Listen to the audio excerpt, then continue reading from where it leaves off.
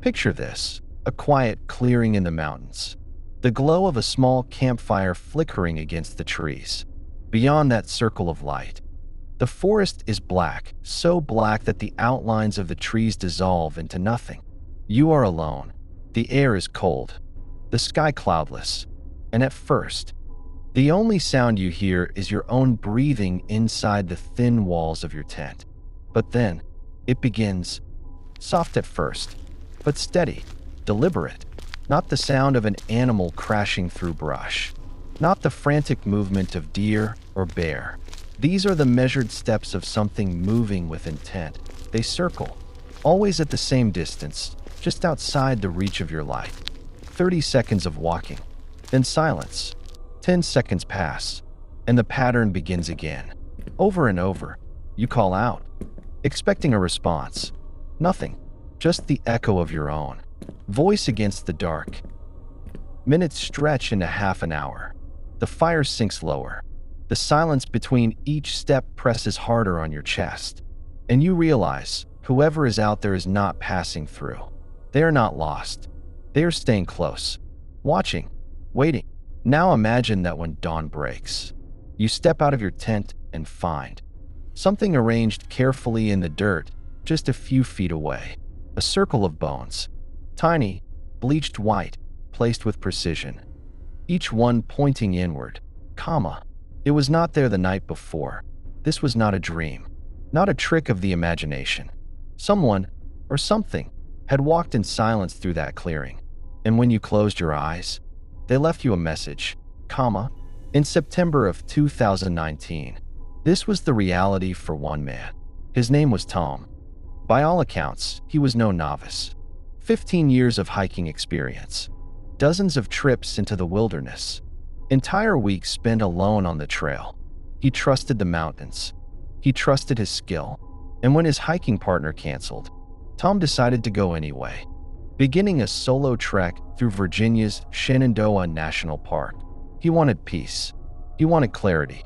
What he found instead was 4 days of growing terror, because each night, the footsteps came back, and each morning, another gift was waiting.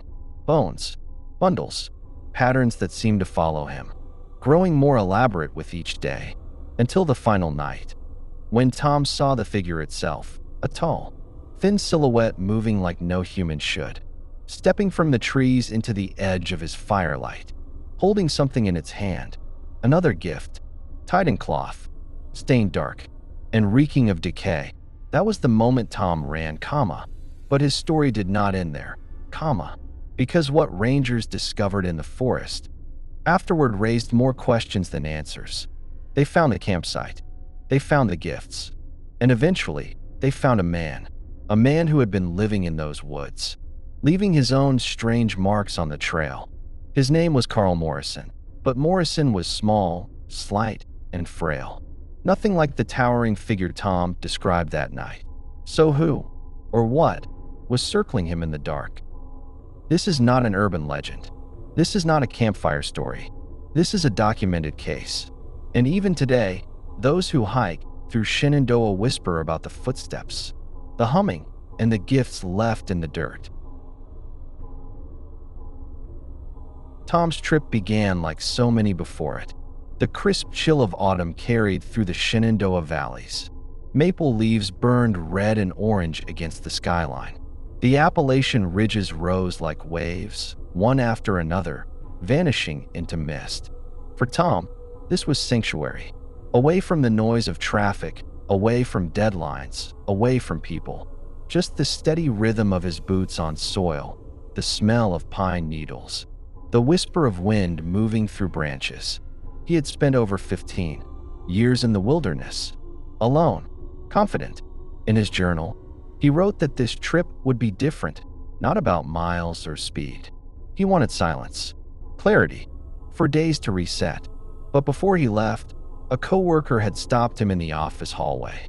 He remembers her exact words. "You're hiking that stretch? Alone? Haven't you heard what's been happening there?"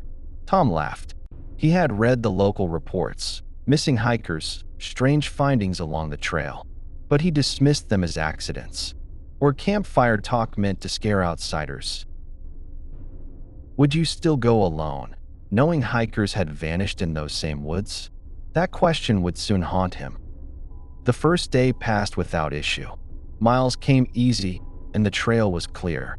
By sunset on the second night, Tom found a small clearing half a mile from the main path. He set his tent, lit a small fire, and by 10:30, the woods were quiet enough to sleep. But sometime past midnight, he woke. At first, he thought it was his imagination, a dream bleeding into reality. But then it grew louder. Slow, deliberate, crunching through fallen leaves. Always at the same distance, just beyond the light of his fire. They circled. A pattern. 30 seconds of walking. 10 seconds of silence. Then again, Tom sat upright in his sleeping bag, heart pounding. He unzipped the flap of his tent and whispered into the dark. "Hello? Is someone there?" Nothing. The steps continued. He considered getting out, shining his headlamp, maybe confronting whoever it was. But fear held him still. Would you investigate? Or would you stay hidden in the thin fabric of your tent, hoping the night would pass? By morning, the footsteps were gone. But waiting for him just 10 feet from his tent was something far worse. A circle of bones. 7, maybe 8 of them. Small, clean, arranged with precision. Stones placed between, all pointing inward. It hadn't been there the night before. At first, he told himself it had to be a prank. Some cruel joke left by another camper. But Tom was alone. The nearest trail was nearly half a mile away. And this was only the beginning. Tom pushed on, shaken but determined. He told himself it was nothing. Just kids. Just coincidence. That night, he chose an official shelter, Cosby Knob, hoping it would bring a sense of safety. But when he arrived, it was empty. No other hikers. No voices. Just silence. Around midnight, the sound returned. Footsteps. This time closer, pacing just outside the shelter walls. And then, something new. Low, steady, tuneless, like someone singing under their breath. It drifted in and out of earshot, as though circling with the steps. Tom sat frozen, gripping his flashlight. The humming rose, then fell, always moving, never stopping. When dawn finally came, he found the second gift. Hanging from the shelter's eaves was a bundle. Bones, feathers, dried berries, all tied together with strips of bark. Across the surface, black markings drawn in charcoal, symbols Tom didn't recognize. Would you still stay after finding that? Would you camp another night, knowing something, or someone, was following you? Tom should have left then, but he didn't. And that choice nearly cost him his life. On his third night, Tom set camp near Hawksbill Summit. He chose open ground, thinking visibility would protect him. He built his fire high, determined to stay awake. But by 9:30, the footsteps returned. This time, they weren't cautious. They were bold, fast, circling tighter around his fire. Tom shouted into the trees, "I know you're out there." The footsteps stopped. Silence swallowed the clearing. Then came the humming. Not one voice. Many, rising from all sides of the forest. And that's when he saw it. A figure. Tall. Thin. The outline wrong. Its movement stiff, like strings pulled from above. At the edge of his headlamp's glow, it raised its hand. In that hand, another gift. A bundle wrapped in strips of cloth, stained dark with something rotten. The figure stepped closer, stretching the bundle toward him. And then, in the hush of the clearing, came the words, "You cannot leave. Not yet." If you saw that figure step into your firelight, would you run or would you stand your ground? Tom chose to run. He tore through the trees, branches ripping his clothes, rocks cutting his legs. Behind him, the footsteps multiplied. Voices rose, some humming, some laughing, some whispering in languages he couldn't understand. They followed him until dawn. Tom collapsed at a roadside just after sunrise. Bloodied, exhausted, terrified. A park ranger found him and rushed him back to safety. Rangers returned to the site. They found Tom's abandoned camp. They found more bone arrangements hidden in the brush. And in a nearby cave, they found dozens of bundles. bones, feathers, charcoal markings, just like the ones Tom described. Weeks later, they arrested a man named Carl Morrison. He had been living illegally in the park. He admitted to making the bone offerings. He had a documented history of mental illness. But Morrison was small, frail, barely 5'6". Nothing like the towering figure Tom swore he saw. So what did Tom see that night? A trick of fear distorting his senses? Or something else, still circling those woods when the sun goes down? To this day, hikers still report strange patterns on the ground. Bone circles, bundles hanging from branches, and some claim they've heard the faint sound of humming, drifting through the trees at night. Some say it's just the wind, others aren't so sure. If this story gave you chills, subscribe to Tales of Greatness for more true accounts from the darkest places on Earth. And tell us in the comments, do you think it was only Morrison, or is something else still out there, waiting? What would you do if you walked into a mountain shelter and found everything exactly as it should be? Backpacks lined against the wall, food bags hanging neatly, journals open mid-sentence, yet not a single person around? In October of 2021, hikers on the Appalachian Trail stumbled upon just that.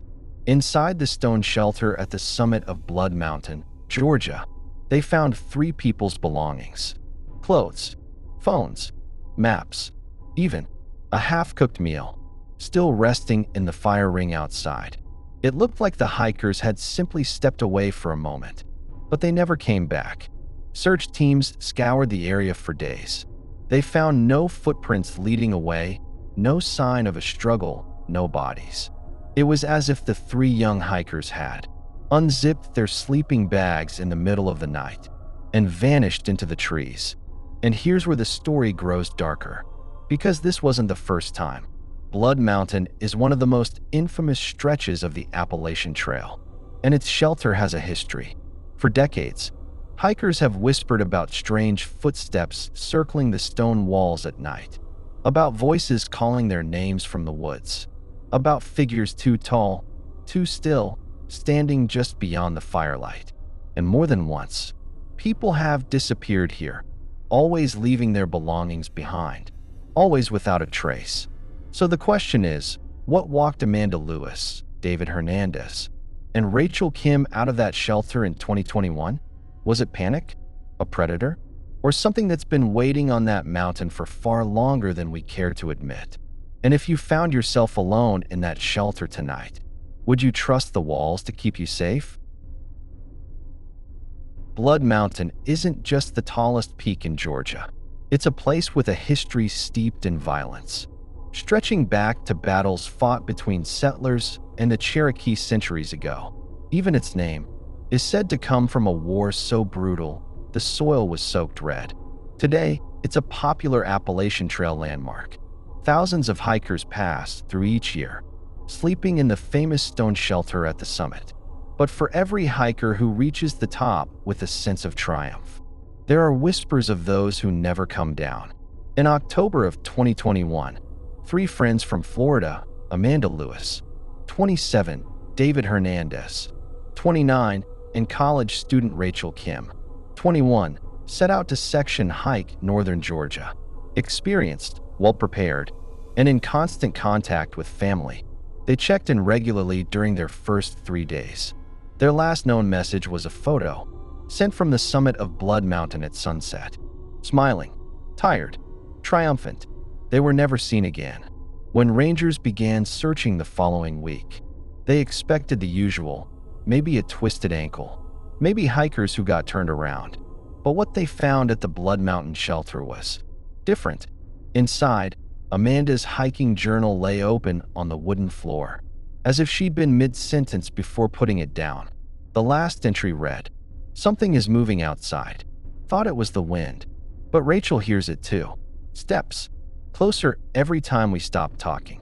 Their packs were still propped against the wall. Food bags hung carefully from bare cables outside.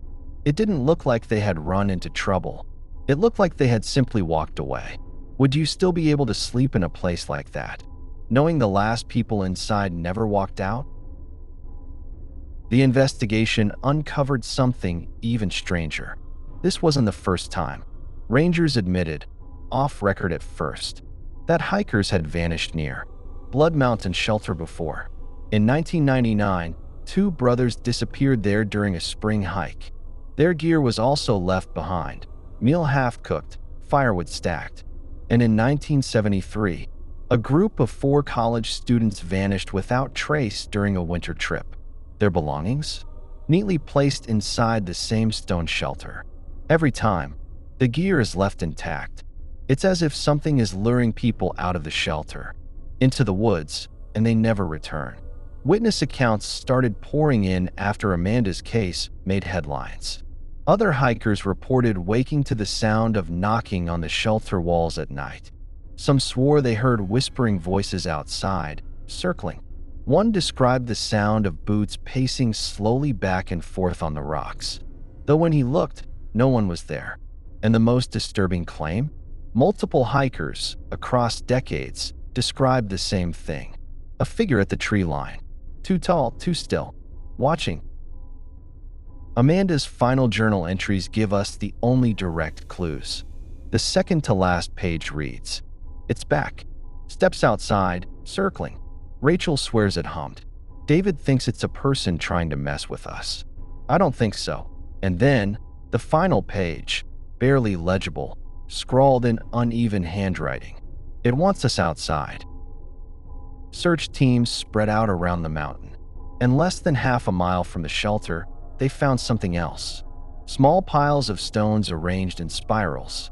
In the center of one spiral was Amanda's headlamp. In another, Rachel's scarf.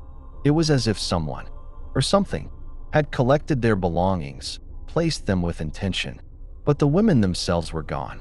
David, gone. No footprints, no drag marks, no evidence of animals. Just silence. Imagine standing in that shelter and knowing that something walked 3 hikers out of it. Without a struggle, without a trace. Would you last the night? Or would you run before the footsteps reached your door? To this day, the case remains unsolved. Search dogs traced faint scents into the forest, but the trail stopped abruptly near a ravine. No bodies were ever recovered. The official explanation? Disorientation. Hypothermia. Maybe the hikers panicked, wandered off in the dark, and succumbed to the elements. But if that were true, why was their gear untouched? Why were their journals left open? And why has this same story repeated itself, decade after decade, at the same shelter on Blood Mountain? Some say the land itself is cursed, haunted by those who died in ancient battles. Others believe someone has been stalking this mountain for decades, luring hikers out. But there's one more detail. In 2022, nearly a year later, a hiker passing by Blood Mountain Shelter reported hearing a voice outside his tent around 3 a.m. It whispered his name. He cut his trip short and never returned. So what really happened to Amanda, David, and Rachel? Were they victims of the mountain, or of something much worse, hiding in the trees? And more importantly, would you dare sleep in the Blood Mountain Shelter, knowing how many never walked out alive? If this story gave you chills, subscribe to Fear Files for more real horror tales from the darkest places on Earth. And tell us in the comments, was it human or something else? What would you do if you heard a voice crying out from the darkness? Not an echo, not the wind. A voice, human, desperate, begging you to come closer. In the fall of 2017, 2 hikers in Pennsylvania stopped on the Appalachian Trail when they heard just that. A faint call drifting through the trees, leading them to an old mining shaft sealed with stone and rusted beams. The voice came from deep within. They thought someone had fallen in. They called rangers. Hours later, the shaft was forced open, and what they found inside has never been explained. There were no bodies, no equipment, just claw marks, deep grooves etched into the rock itself, leading further down, into the darkness. This was not an isolated incident. That section of the trail cuts through Pennsylvania's coal country, where thousands of shafts still run beneath the surface. Many are hidden by brush and earth. Some haven't been touched in 100 years. And along that stretch, more than once, hikers have disappeared without a trace. It is here that one man, an experienced thru-hiker named James Whitaker, began a trip he would never forget. James had hiked hundreds of miles alone before. He trusted the trail, and he trusted his instincts. In late October, he set out from Port Clinton, moving north through the endless ridges of Pennsylvania. The air was sharp, the valleys filled with mist, and the trees burned red and gold with the last fire of autumn. Locals had warned him. They always do. Stay away from the shafts, one shopkeeper told him as he stocked up on supplies. Sometimes, you hear things. James laughed it off.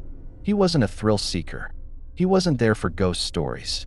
He wanted silence, clarity, time away from the world. On his second night, camped near an old rail line, the silence broke. At first it was faint, a hollow knocking in the distance.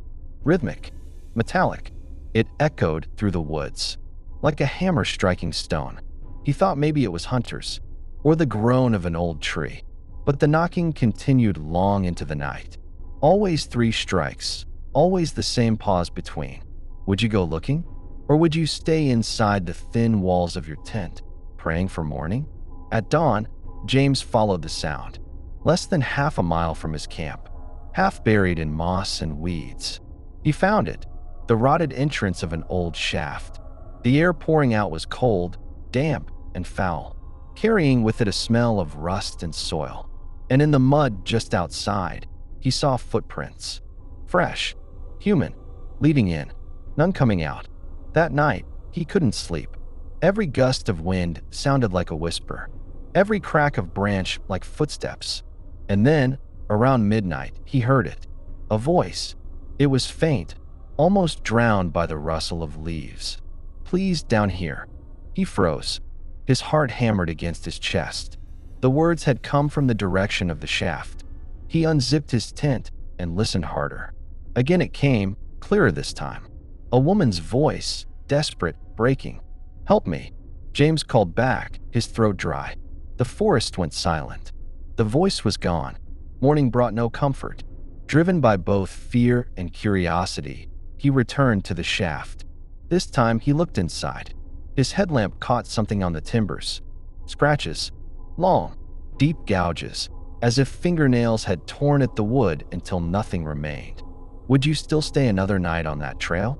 Or would you leave, no matter the distance back to town? James stayed. That decision nearly killed him. On the third night, the voices returned. Not just one now, several. Faint at first, like an echo carried on the wind. But soon they grew sharper, closer, circling his camp from every direction. Some called for help. Others whispered his name. And one voice was his own. Imagine hearing your own voice, repeating words you never spoke. From the trees beyond the firelight, the mist rolled in thick, and through it, James saw figures at the tree-line, pale, bent at the wrong angles, their movements stiff, jerking, as though their bones didn't belong to them.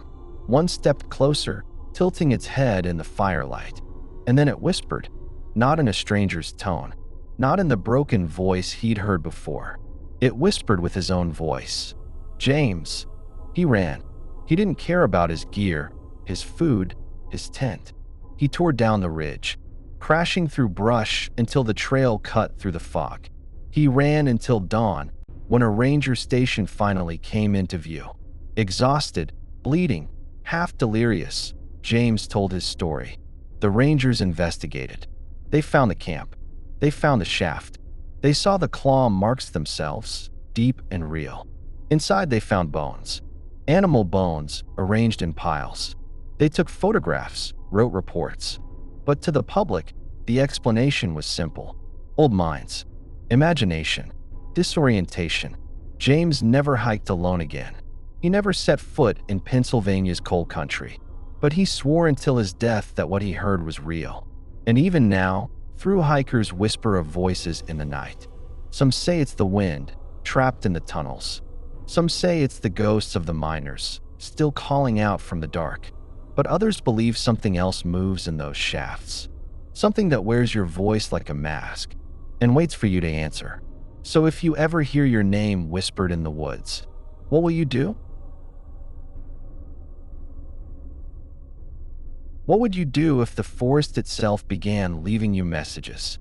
Not fallen branches, not accidents of wind or weather, but arrangements. Deliberate, careful, meant to be seen. In June of 2020, two hikers camped in the Nantahala National Forest stumbled upon a pattern in the soil, a spiral of stones, each one nearly the same size, placed with eerie precision. At the center lay a single feather, white, its tip stained dark red. At first, they laughed nervously. Maybe another hiker had done it. Maybe a local artist playing tricks. But the next morning, when they unzipped their tent, they froze. Another spiral, this one smaller, made of twigs, arranged directly outside the flap of their tent. Would you still stay in those woods? Or would you leave everything behind and run? They left. They told their story later, swearing they had no explanation. And when they did, locals only shook their heads. Because this was not the first time. That section of the Appalachian Trail, cutting through western North Carolina, has a reputation. Hikers vanish there. Some are found days later, disoriented, with no memory of where they've been. Others are never seen again. And in nearly every case, something strange is left behind. Bone circles, feather bundles, strange figures drawn in the dirt. Authorities dismiss them as pranks, but the people who've seen them know better. One of the earliest records dates back to 1979.